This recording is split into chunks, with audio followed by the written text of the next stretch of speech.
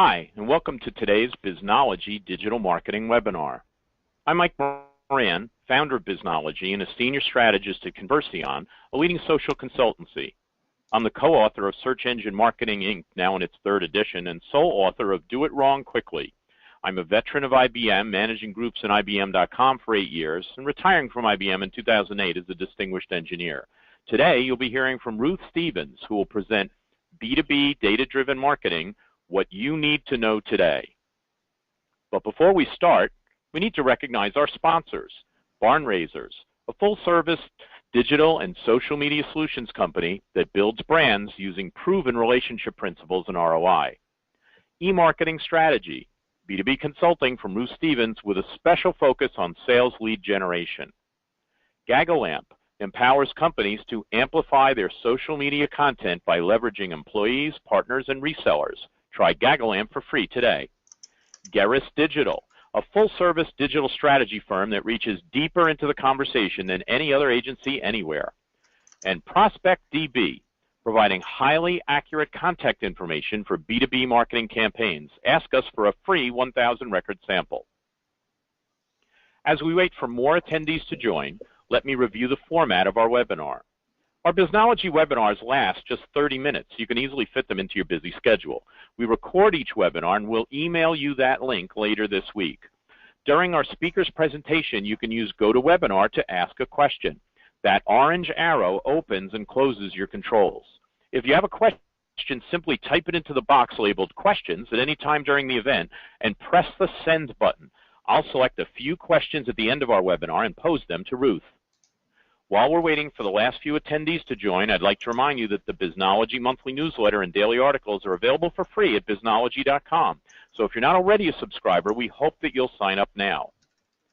Thanks again to all of you for spending 30 minutes with us. We know how valuable your time is, so let's introduce today's speaker. Ruth Stephens is one of our authors at Biznology and president of E-Marketing Strategy, a consultancy in New York City specializing in B2B marketing, particularly sales lead generation. Ruth's most recent book is B2B Data-Driven Marketing, Sources, Uses, Results. Crain's B2B magazine named Ruth as one of the 100 most influential people in B2B marketing. So if you've ever struggled with data-driven marketing, this is the webinar for you. Ruth, take it away. Hey, thanks, Mike. Glad to be here. And I'm going to begin by asking the audience how much attention they're really paying to their data. Because I've noticed in the B2B world that some of us get a lot more enthusiastic about things like marketing strategy, creative, offer development, messaging, and the so-called more fun part of B2B marketing. But if we're waiting for some kind of data fairy to come along and handle our data issues for us, we're going to be in trouble. So I'm going to make the case today that we all need to be personally focused on developing complete and accurate data for our businesses. And if you need any more justification for why you can't wait around for the data fairy and you have to focus on this yourself, here are 3 good reasons. It's about our customers and our businesses. And it's also about waste, that if we're not only spending money on communicating to the wrong customers or prospects, we are also losing business opportunity. So I hope you're convinced, and you'll also understand why I got excited about this topic a couple of years ago and ended up producing, along with Theresa Kushner, a new book on the subject. And I invite you to download a couple of free sample chapters at the URL below, and you can see through this table of contents where we focused in the book. But ultimately, my view is that data is essential to what we do in business marketing. It underlies everything, and any responsible marketer really needs to get on top of it. So with that, I'm going to cover 3 topics today in the 20 or so minutes that we have together. Of these topics that we covered in the book, I've selected 3 that are of great interest to me. One is sources of data, like where do we get data about customers and prospects. Second is about keeping data clean, also known as data hygiene. And the third is applications. I'm going to share with you a really interesting case about how a tech company has used data to great advantage in their marketing. So let's begin with the subject of data sources. Now, I've got a list, sort of a checklist here for you to consider internal and external sources of data when figuring out what data you need to have about customers and prospects. And sometimes we forget that there's a lot more data lying around our companies. This is in the left-hand side of this slide, than we actually have tapped. So I offer this checklist as a way to fill in any holes that you might have missed. And then on the external front, this is where life gets really interesting. There's a lot of data available from third parties, whether it's your business partners or it's vendors of prospecting data, like, for example, ProspectDB, one of our sponsors today. And also there's external data that we can be collecting from surveys and other hand-done channels. So we'll talk a little bit more about that later. But all within the context, I think, of making sure that you're acquiring data in a really strategic way and you're thinking about the data that you actually need.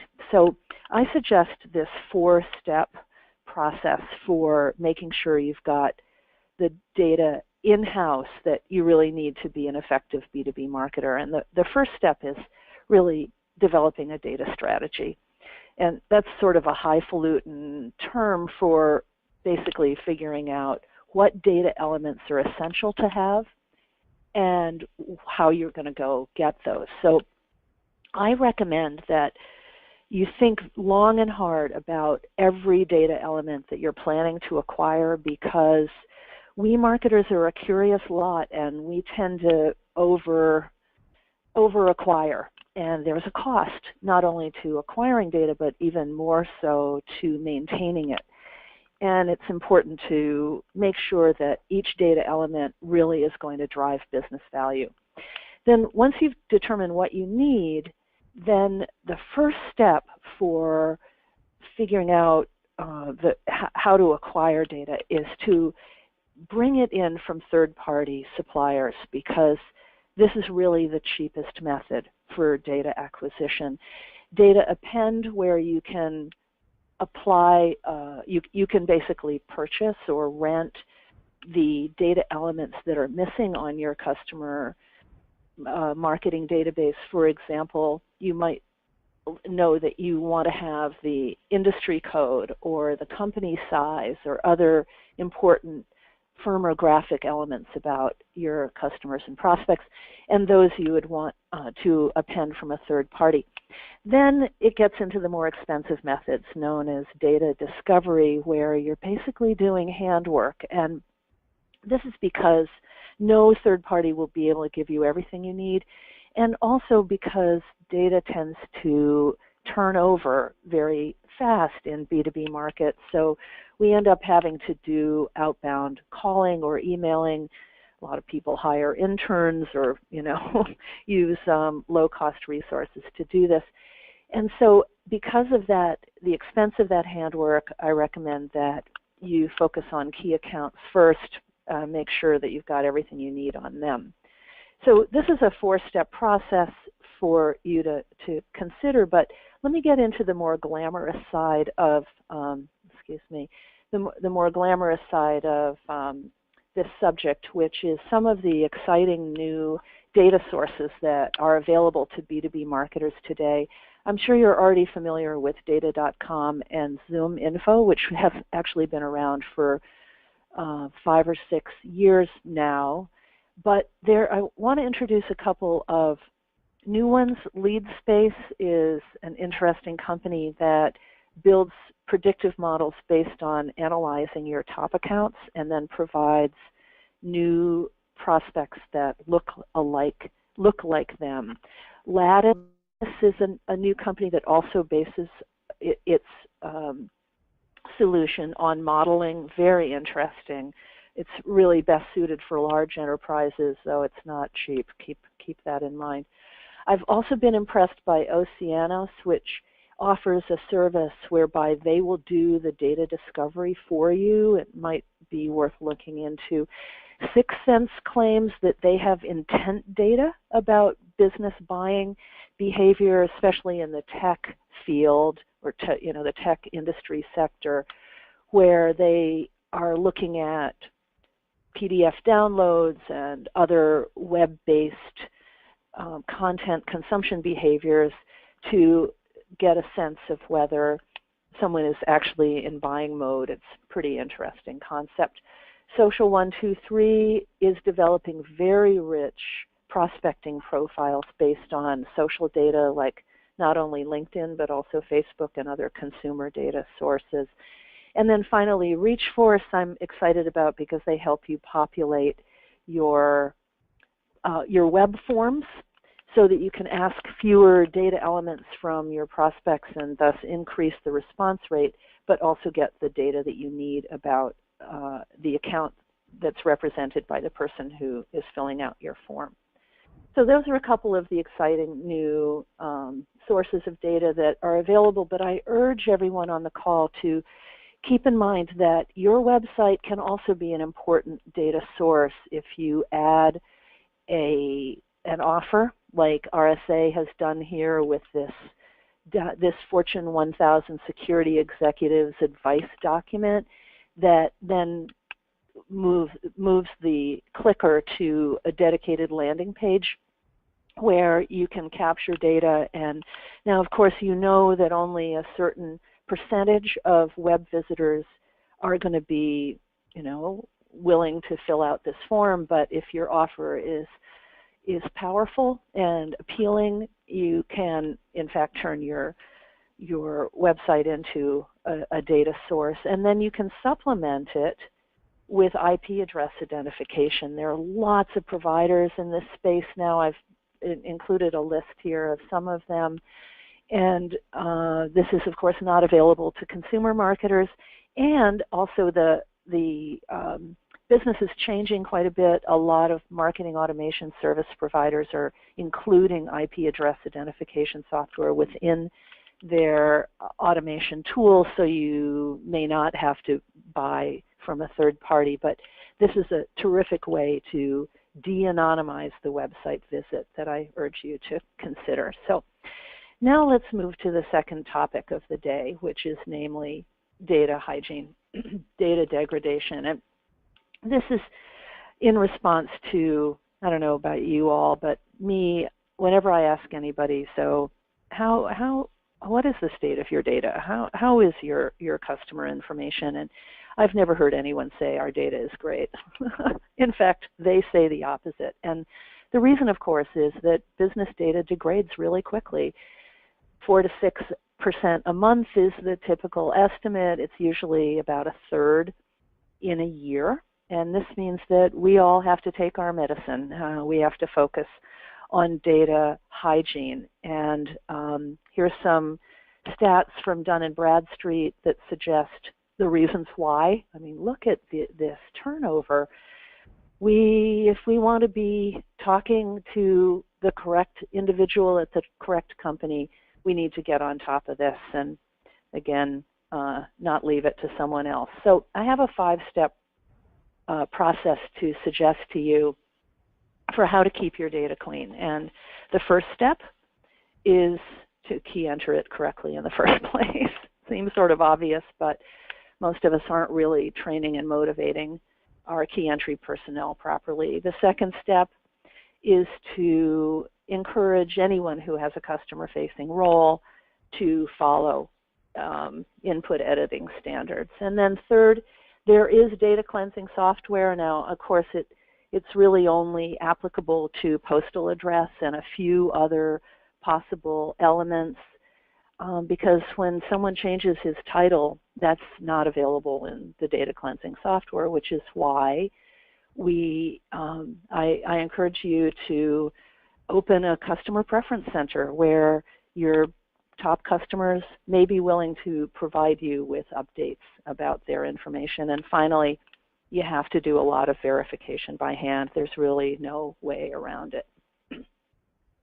So that's what I wanted to encourage you to think about relating to hygiene. And now it's on to the subject of applications, which I think is of greater interest to probably many on this call. Now that you've taken your medicine relating to hygiene, let's talk about, well, what are we going to do with all this wonderful customer and prospect information? And of course, there are lots and lots of applications in B2B. I like to bucket them in these three categories, namely research and analysis.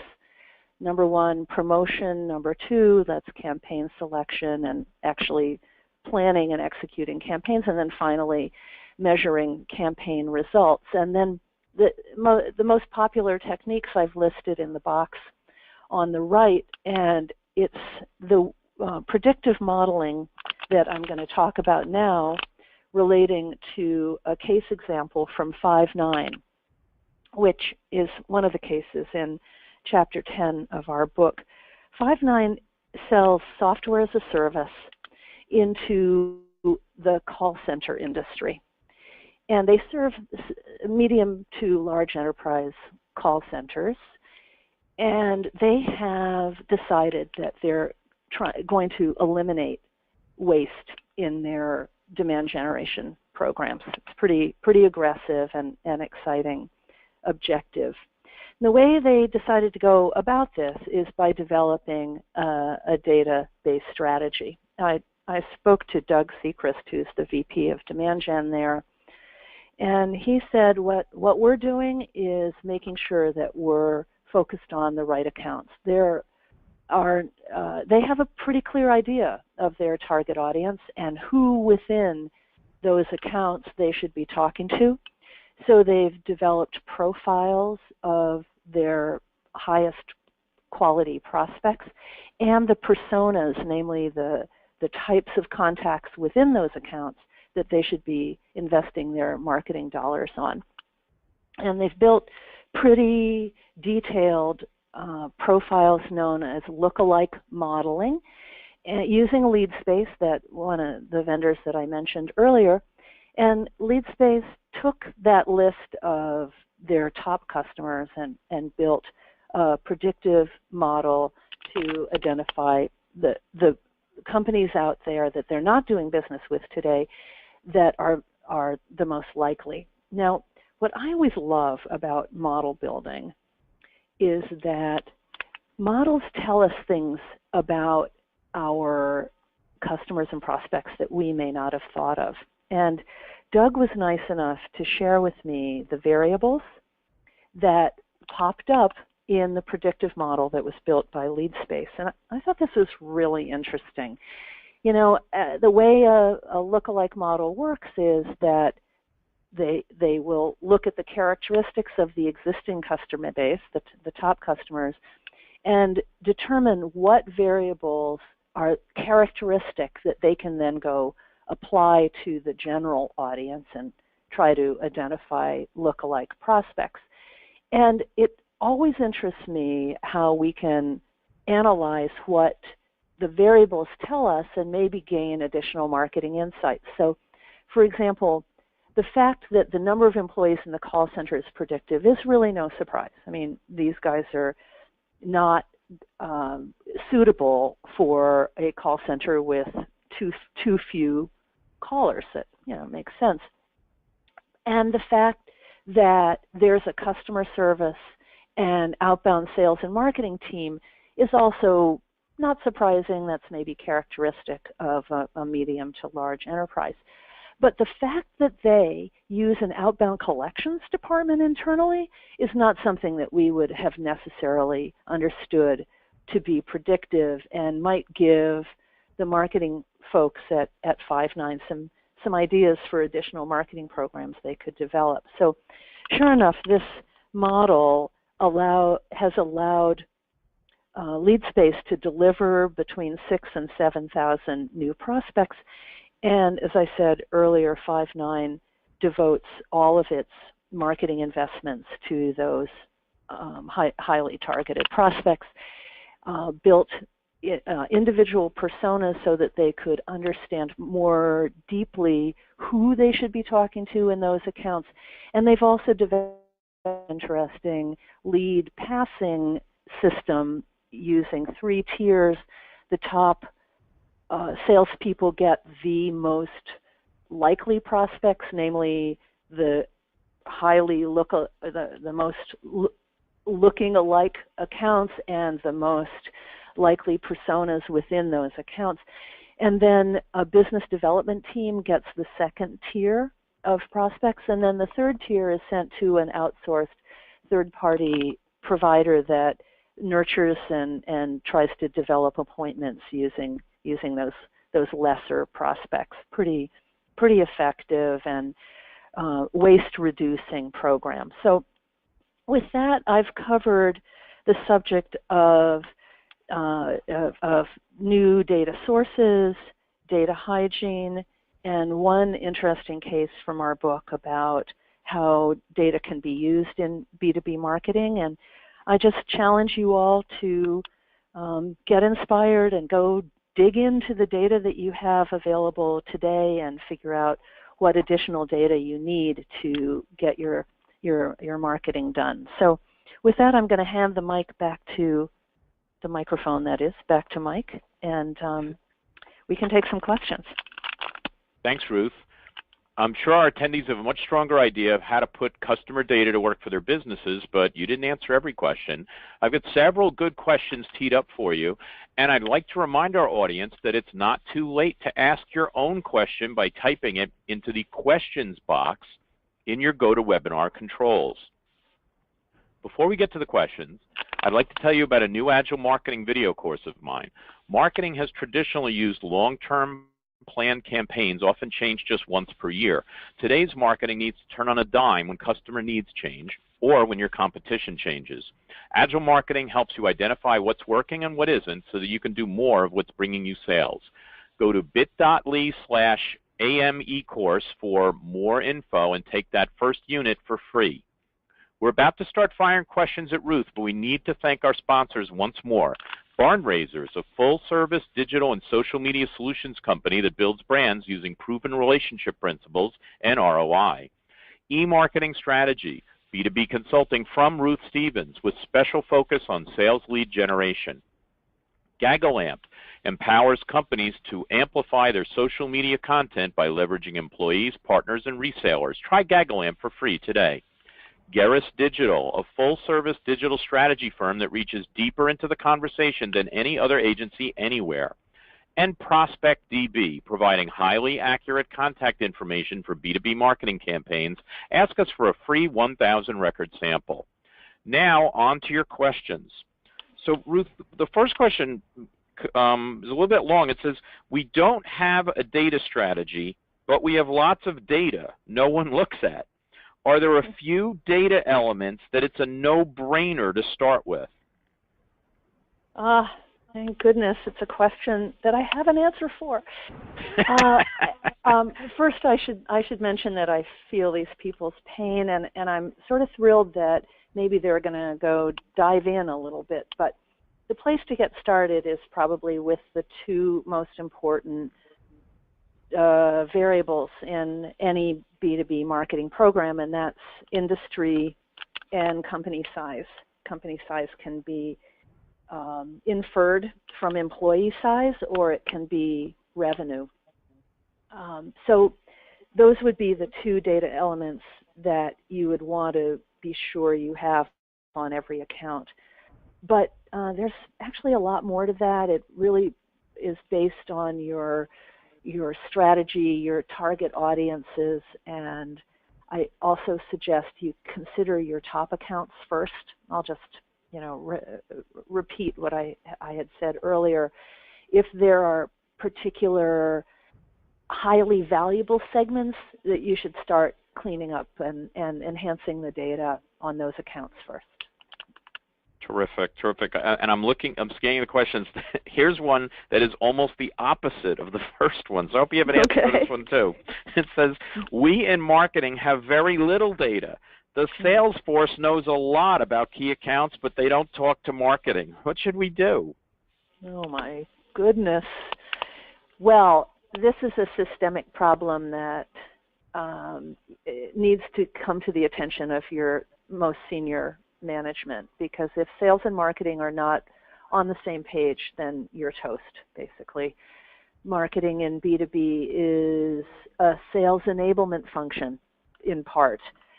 So hoarding of data by salespeople is sort of common, so don't take it personally, but you need the head of marketing and the head of sales to both not only be friends, but to understand that they need to cooperate for best effect. And if they're not, then the CEO or whoever they both report to needs to be pulled into the to referee and to give orders, frankly. Great answer. Next question. For a small company with an even smaller budget, is there one or two data sources you'd recommend starting with? Yeah, I'm not going to name names, but I know that there are plenty of, well, there are a handful of reputable online vendors who will sell you data, custom lists, basically on the fly. Meaning you can, it's sort of buy what you pay only what you need, and there are no minimums. Info Group is probably one of the popular ones, but I would also urge you to go slow and also be careful. Everybody on the call, please research very carefully the background and reputation of any supplier that you're talking to, because there's a lot of charlatans in this industry. And I don't know about you guys, but I personally am hounded and spammed daily by, frankly, wacko data suppliers, and it's important to go with a reputable firm with a strong brand. Terrific. Ruth, that's all the time we have for today. Hey, thanks to Ruth for all these great ideas, and thanks especially to our audience for your participation and your questions, and to Ruth for her great answers. If you had any questions we did not have time to answer, you can email your questions to Eileen, E-I-L-E-E-N, at MikeMoran.com, and she'll be sure to get them to Ruth for the answer. Later this week, we'll send you all a link to the recording of this webinar to listen to again and to share with others. We also invite you to mark your calendars for our next Biznology webinar with me, Finding ROI in Your Website Search, scheduled for 11 a.m. U.S. Eastern Time on November 17th. We hope to see everyone back here then. Bye, everybody.